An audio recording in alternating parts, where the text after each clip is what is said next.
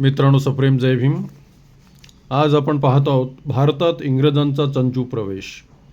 येथील जिवंत माणसांना पशुपेक्षा हीन दर्जाची वागणूक देणारी वर्णव्यवस्था, प्रखर जातीभेदाने पोखरून गेलेला भारतीय समाज, सातत्याने होत असलेले स्त्रियावरील अमानुषपणे बलात्कार, निर्मम अत्याचार,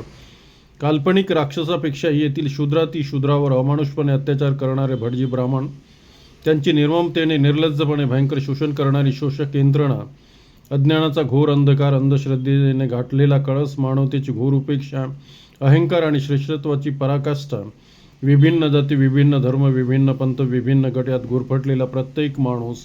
ढोंगबाजी, बोवाबाजीने चक्रव्यूहात अडकलेली इथली करुण आणि